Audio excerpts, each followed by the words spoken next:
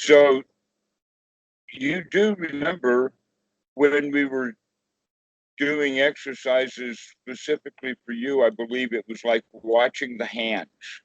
Uh-huh. Now, that whole exercise has various good qualities to it, bringing you to the here now, getting you in touch with your fingers and your hands as part of the body, and so waking up the body to experience and what like that.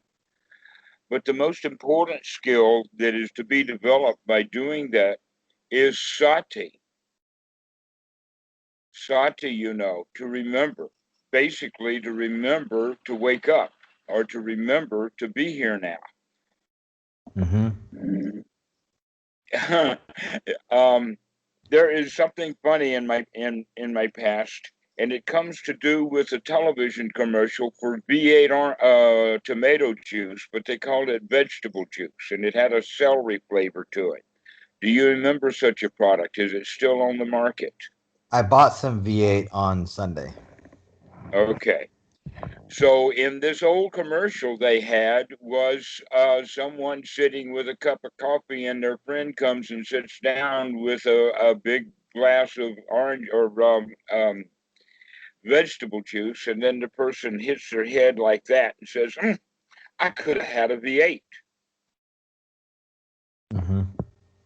Okay. While that commercial was happening, there was a time when I was working on a mainframe. It was an Amdahl, it was actually a version 8, which was a V8. And so I did that in front of a bunch of people at a meeting. Like, oh, we could have had a V8. And everybody laughed. Okay, but it's that quality of, oh, I see it. It's like, oh, I could have had a V8.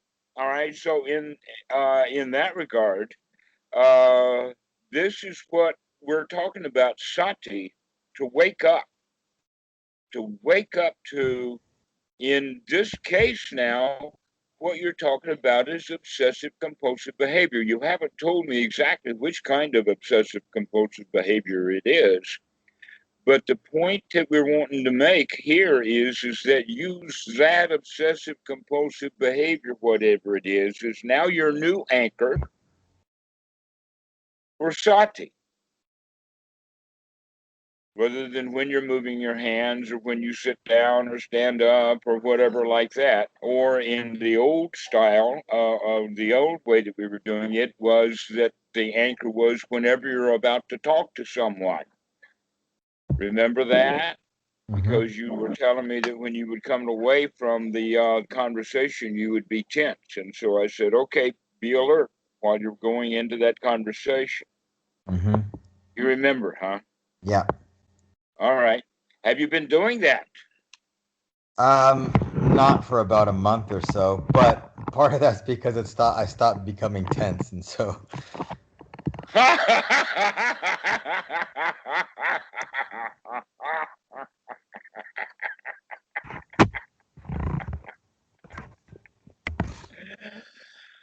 Well, that deserves a big, hearty congratulations. So now what is it what is what? that you call compulsive behavior? Oh, I mean, like I mentioned, it only happens if I don't meditate for a while. But yeah, just I mean, there's dozens. So symmetry is Uh, one thing. Obsession, Pardon? obsession with symmetry would be one thing. Um, You mean like paired images, mirrored images, like the left and the right hand, and so everything on your desk has to be in symmetry and that kind of stuff? Not on my desk, but yeah, I mean things like that. Or if there's Well, like a that's how white, cells are built. I would suppose you'd be doing that on a biological level and being even a better biologist. I mean, just look at DNA. I rest my case. but yeah, but there's a lot of things. Um, but like I said, it goes away when I meditate every day. I mean, it's negligible when if I meditate every day. So it's the reason I got Well, into meditation. maybe what you're saying is that it's more negligible because as you're sitting in meditation, you're building sati at a very subtle level. Hmm. Yeah, So but then if there's I that don't do it subtle for a few thoughts. days, it goes away. Pardon? If I don't do it for a few days, or if I don't sleep a lot, some of those kind of impulses, I feel them first pretty subtly and I don't actually act on it. And then eventually I'll find myself kind of slipping and acting on it sometimes.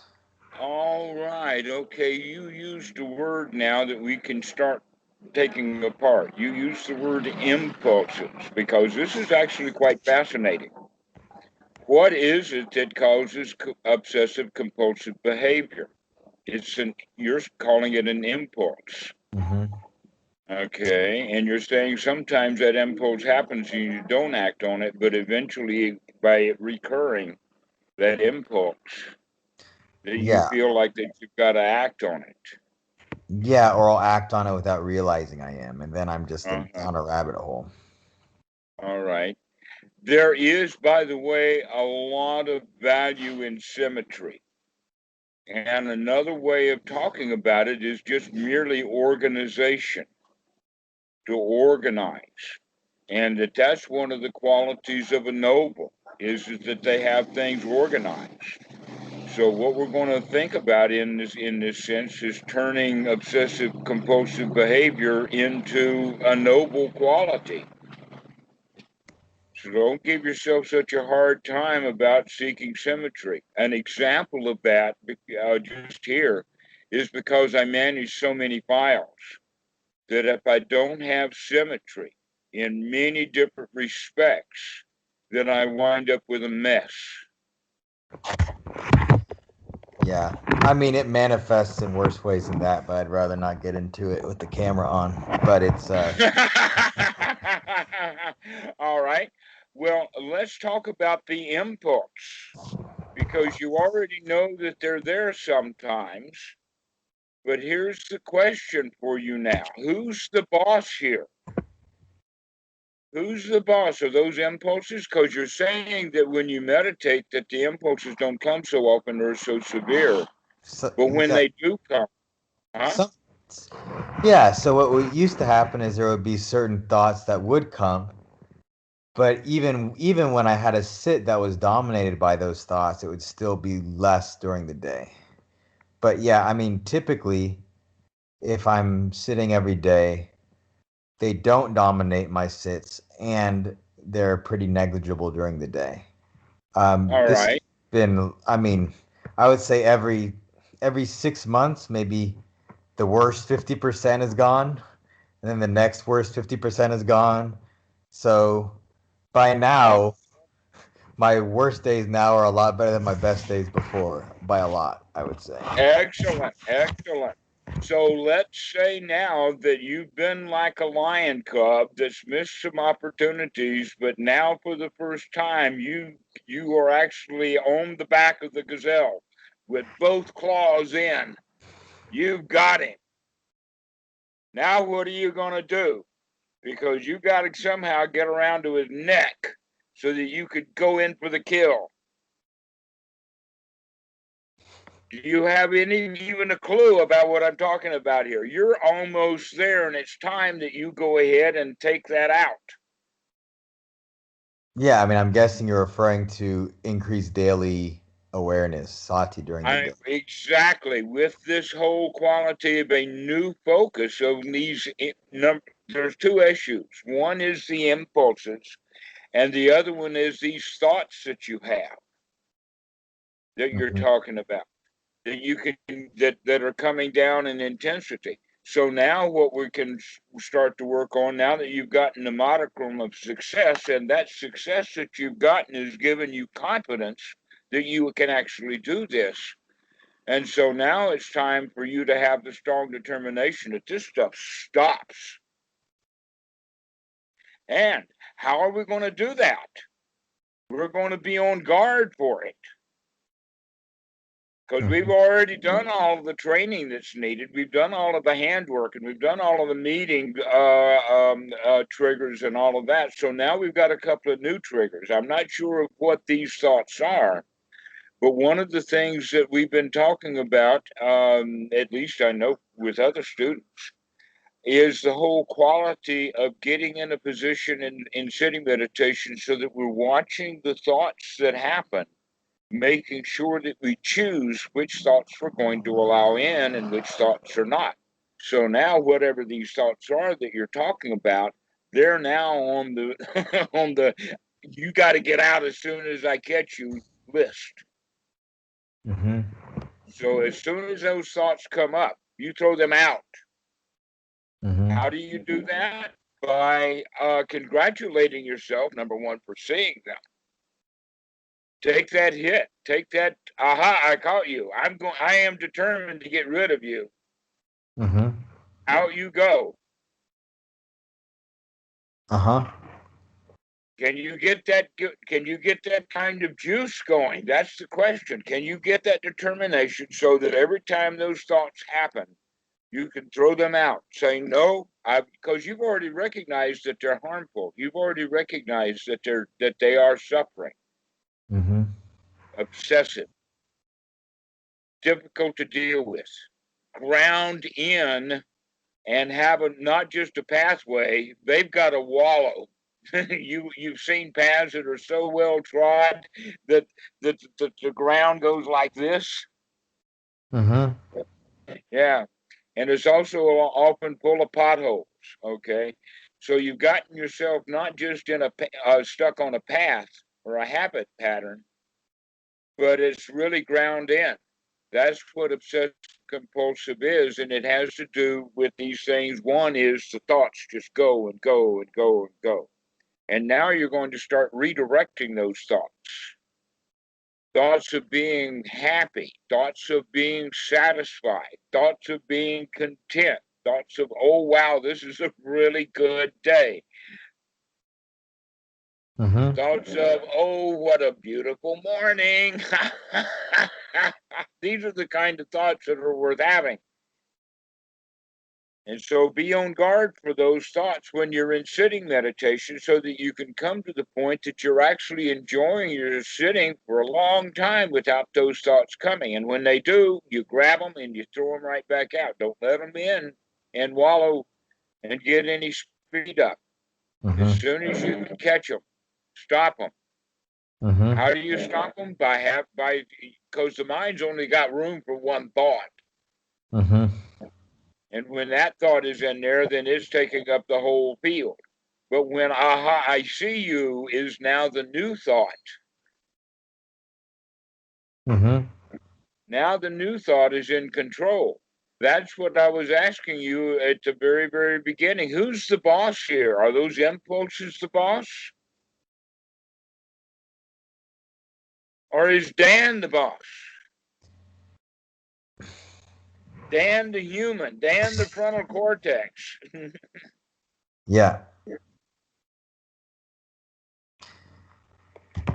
Yeah, but who's Dan? I thought the whole idea of no self is that there doesn't really exist a Dan. Well, there is the quality of the watcher, which comes from the frontal cortex. But when we mean there is no self, that means there is, first off, and most importantly, no soul that's unchanging. Mm-hmm. The first kind of soul that is unchanging is one that is so unchanging that it even survives death. It's so strong that it even survives death. Mm-hmm. That's the soul.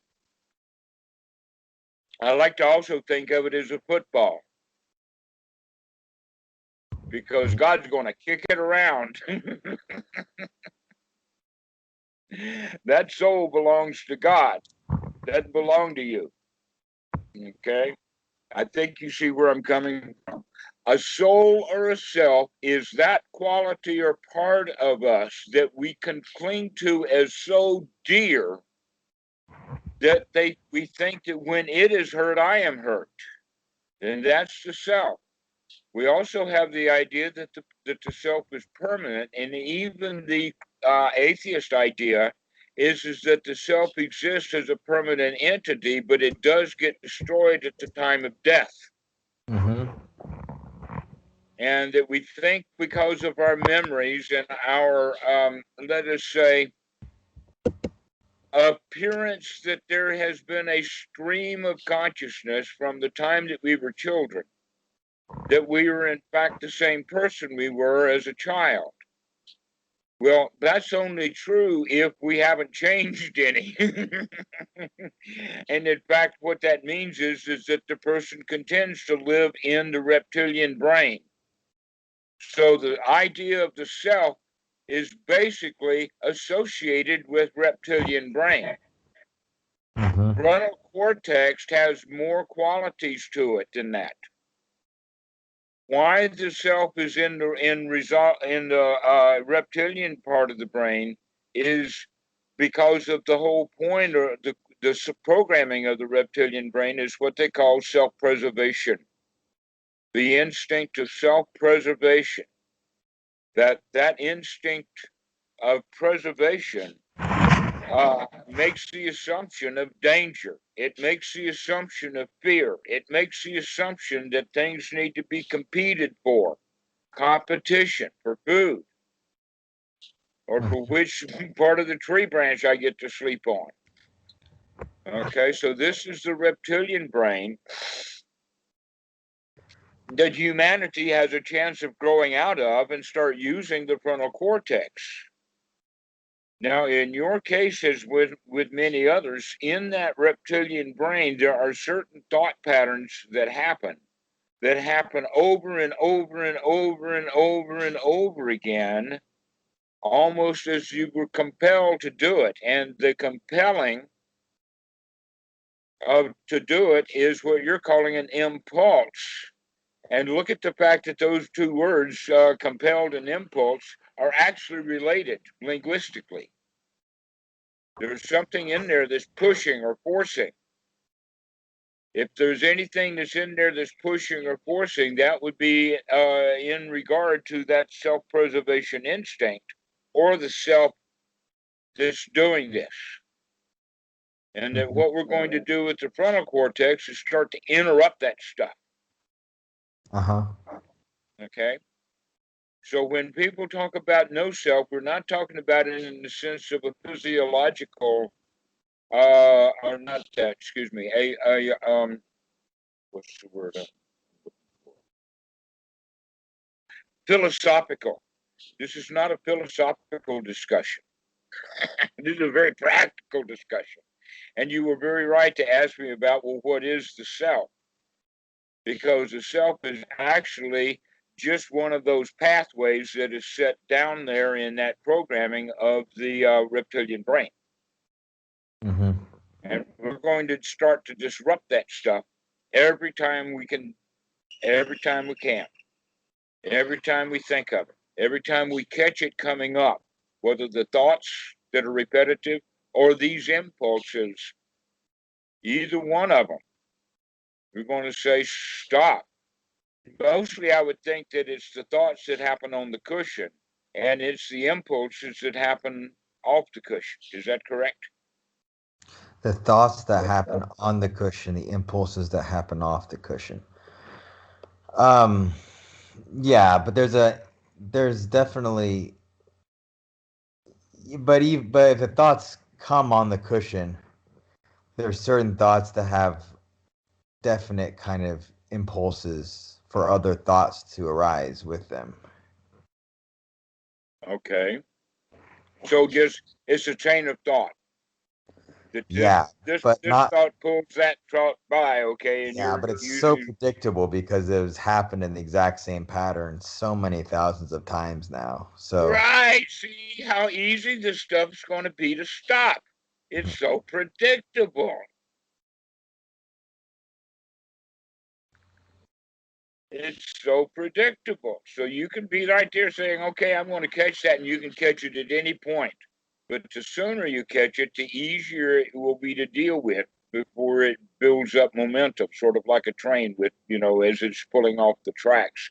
It goes slow for a while, but eventually it builds up momentum. Mm-hmm. Well, these impulses and these kind of wacky thoughts we have do the same thing, as you can imagine. That this one pulls that one along, and then pulls that one along, and as you know, you've already been there enough to see the stuff. That's excellent.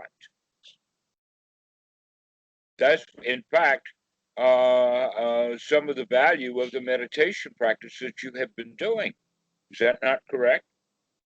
Is it before you ever started meditation, you were miserable, but you didn't have a solid understanding of what was going on? Now you can see it. Yeah, with a lot more clarity. I mean, it was obvious that there was something messed up, Right. but I can see the sequence of things with a lot more clarity, and the predictability of it with a lot more clarity, and the components of it with a lot more clarity. All right. Well, have the strength of mind now that you can stop that stuff at any particular time when you can recognize that it's there. When you see it, take that strong determination from your Goenka retreat and put a stop to it. But that strength also comes from joy. That's why we go with that, aha, I caught you, with that gusto, with the joy. Give yourself some joy. Dan, please, wake up and not smell the coffee. Wake up and have a good belly laugh.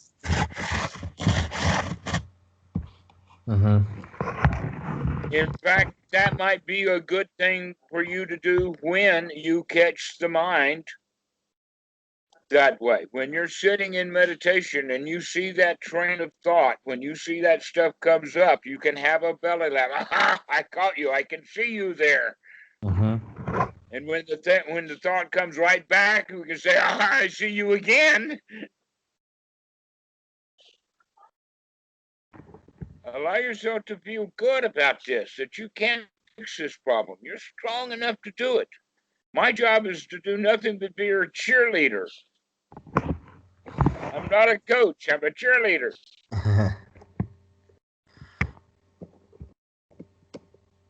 And I give you good cheer. You go do that. You're close now.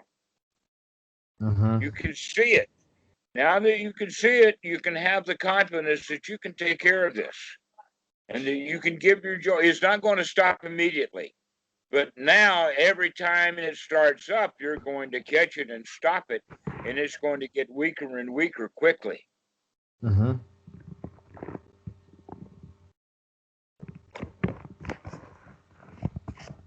you'll get success with this, just like you got success with the tension in your neck by having conversations with people.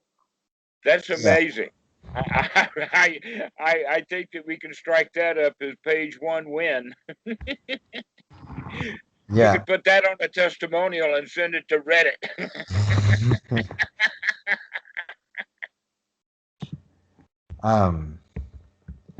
Yeah, no, I think that one thing that you've emphasized a lot, that is something I didn't get otherwise, is the importance of attitude.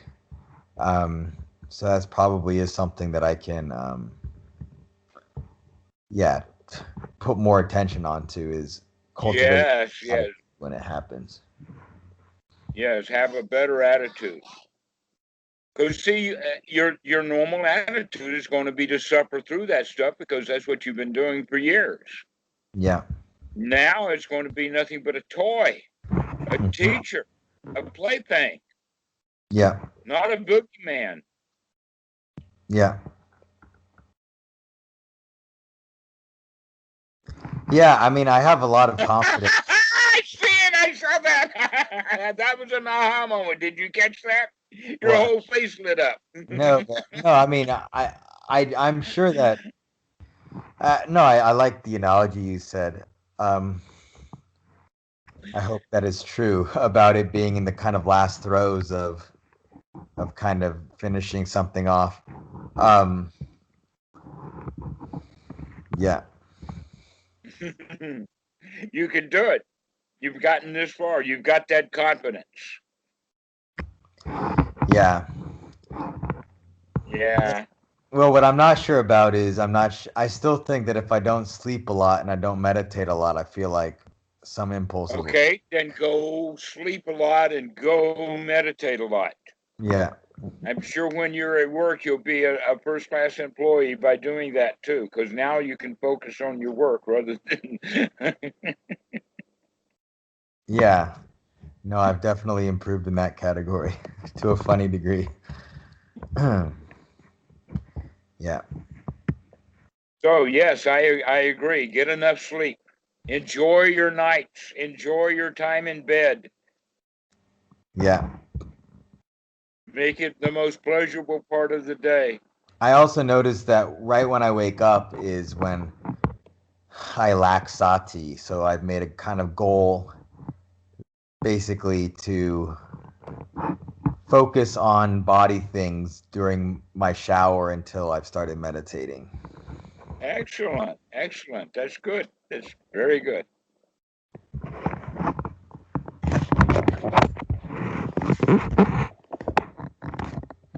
Well, actually, this is one thing that a lot of people don't understand, this quality of eagerness or enthusiasm.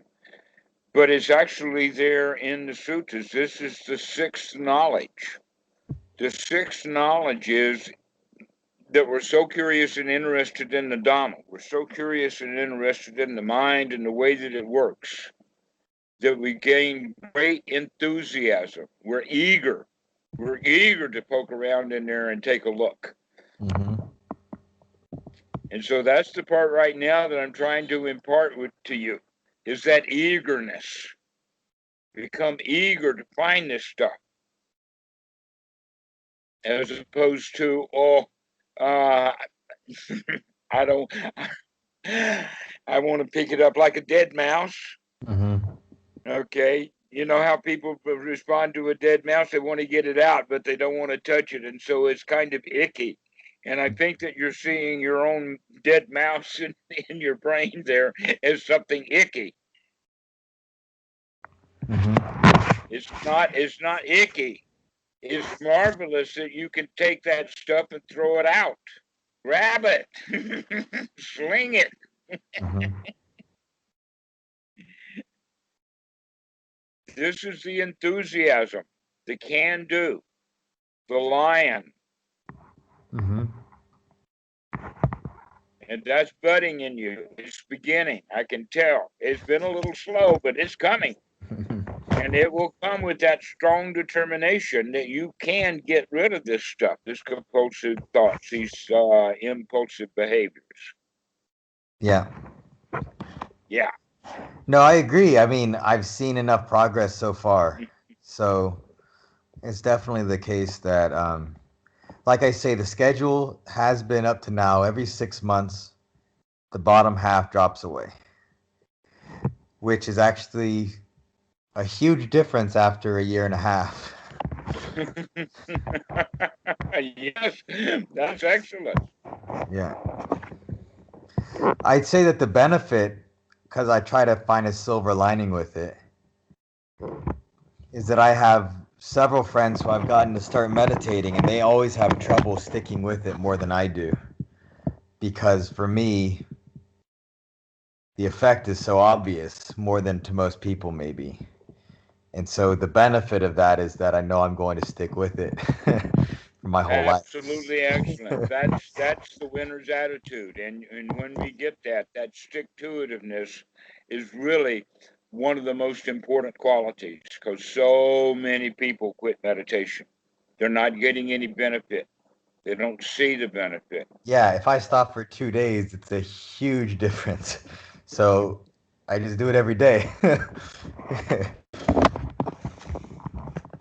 I mean, it really is the big benefit for me because I didn't realize how hard it is for people to stick with it. Except I have a friend who is going to get in touch with you when he gets back from vacation, but he's been meditating for about a year and a half, but he falls off the wagon so easily.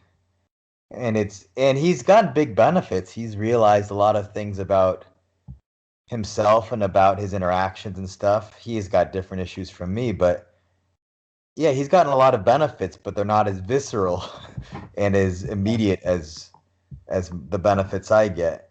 And so, yeah. Part of it has to do with it's not. Here's an issue about, okay, the self or ego. This has got nothing to do with me. It's got to do with teachers. And so instead of talking about it in meditation, let's talk about it in the sense of piano teachers. Okay. That if a student wants to learn to play the piano, let us say he's already in the band and already plays another instrument at school, but he wants to learn to play the piano. He will be very poor at it and very spotty until his mom finally decides that it's time for him to have a piano teacher. Mm-hmm. And by going to the piano teacher once a week, that sets in framework that he's never had in his life before. And so it puts a schedule. And just by you calling me on a regular basis, not it's me that you're calling, just, I mean, you can call your Uncle Bob and talk about meditation with him. That's not the point. The point is that regular contact is enormously valuable. Mm-hmm. And yet the model in the West has that people will do an intense retreat and then they'll go off and practice on their own, and then they fall apart just like your friend, because they don't have that steady contact. To where if you live in a temple, you live in a wat, and you're there with your teacher on a regular basis, you're internally at least required to do the practice. I mean, that's why you're here. Yeah. And so that intermediate stage of being out in the world and living that way, but having at least a teacher that someone can go to on a regular basis, really does cement the practice. Mm-hmm. Especially as you regularly get. I in one form or another, I always ask the question, "How is your practice? How's your practice?" And Mm-hmm. that's in fact generally what I discuss with every student: is how's their practice. Well, see, if you've got nobody to discuss that with, and you become disenamored, or there's a problem that comes up and we don't have a resolution and we wind up feeling bad, people will quit their practice. But you haven't done that. Congratulations. This is an important quality and it's given you great success. Yeah, like I said, I've got no option, so I'll stick with it for my whole life. That's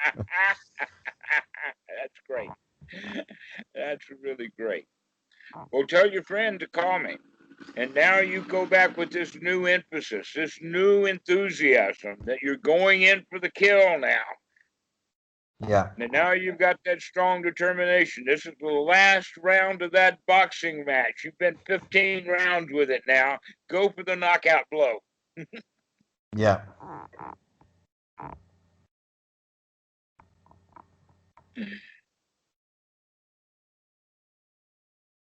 Any questions about that?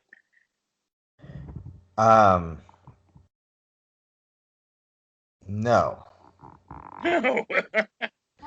I mean, no, like I said before, like your emphasis on attitude has definitely been very helpful for me, and that's something that I don't think is very emphasized um generally. And Part yeah, of the Eightfold Noble Path. What do I? well, it's not emphasized in meditation basically in the West anyway. Um They haven't read the Eightfold Noble Path. yeah. No, I think that attitude is extremely important, and that's something that I've been trying to actively kind of cultivate because yeah, my sits in the last since I've gotten back into the fold, um, it's been more effort than normal keeping my attention on the breath. Much more effort. Um, Before, maybe as a month ago, I'd almost never lose track of my breath, like almost like twice in the sit, maybe. And now it's like not that. But it's given me an opportunity to practice not getting my attitude dragged down and keeping a good attitude during it. So I view it as kind of There is practice. one thing also that's hard for students in their own minds to see. So let me remind you of this. Let us say, the way that I understood this was from the retreat with Goenka. So I'll use it in that context first. And that is, on the first day or two, the students, when the mind wanders away, it wanders for a while, and then they catch it and they bring it back, and they catch it 4, 5, 6 times an hour. But by day 6, they're catching it 30, 40, 50 times an hour, and now there's when they start screaming, monkey mind, monkey mind. Yeah, Oh no, actually what's going on is they're getting very, very good at the practice. yeah. Sati is growing. No, And so that may be, I appreciate that, but I don't think that's what's happening because when it was happening before, I was getting pretty intense PT, which I get when I have very focused attention, and I don't ever get PT now because my mind isn't stable enough that I'm just batting away thoughts basically. But I okay, still well, have when you bat thoughts. them out, just let them go. Yeah, just to be clear, it's not that I didn't have thoughts or didn't have distractions. I certainly did, but I wouldn't lose track of the breath. I wouldn't, go on a little journey with my thoughts, basically. Yes, okay. But So now I, now you start thinking that when those journeys start up, you know it. You don't go off with them. When you yeah, see them packing their bags to go off in a journey, you kick them out of the house. yeah. Um, yeah, I have a couple questions I want to ask you, but I don't want to do it with the video on. All right. Well, we can go ahead and finish the video now. I can turn it off and we can talk. That'd be good. All right. So we'll say bye bye, everybody.